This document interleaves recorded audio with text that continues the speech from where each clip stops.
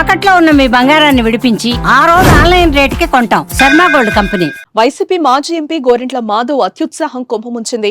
YS భారతిపై అనుచిత వ్యాఖ్యలు చేసిన చేబ్రోలు కిరణ్ గురువారం మధ్యాహ్నం మంగళగిరి పోలీసులు ఇబ్రహీంపట్నం శివారులో అరెస్టు చేశారు. ఈ విషయాన్ని తెలుసుకున్న గోరింట్ల మాధవ్ గుంటూరు ఎస్పీ కార్యాలయం వద్ద హడావిడి చేశారు. కిరణ్ ను తనకు అప్పగించాలంటూ పోలీసులతో వాగ్వాదానికి దిగారు. దీంతో అక్కడ కాసేపు ఉద్రిక్తత పరిస్థితులు నెలకొన్నాయి. అనంతరం అతన్ని పోలీసులు అదుపులోకి తీసుకున్నారు.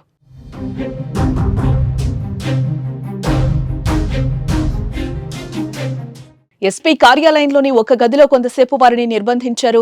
అక్కడి నుంచి నగరంపాలెం పోలీస్ స్టేషన్ కు, ఆ తర్వాత నల్లపాడు పోలీస్ స్టేషన్ కు తరలించారు.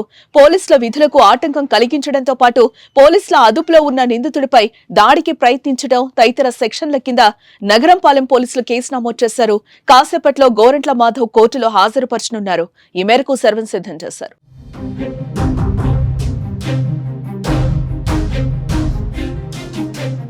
వైసీపీ అధినేత జగన్ సతీమణి వైఎస్ భారతిపై టీడీపీకి చెందిన చేబ్రోలు కిరణ్ కుమార్ వివాదాస్పద వ్యాఖ్యలు చేయగా టీడీపీ అధిష్టానం వెంటనే స్పందించింది.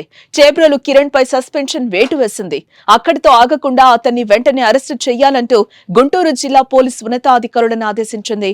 ఈ నేపథ్యంలో చేబ్రోలు కిరణ్ ను పోలీసులు అరెస్టు చేశారు.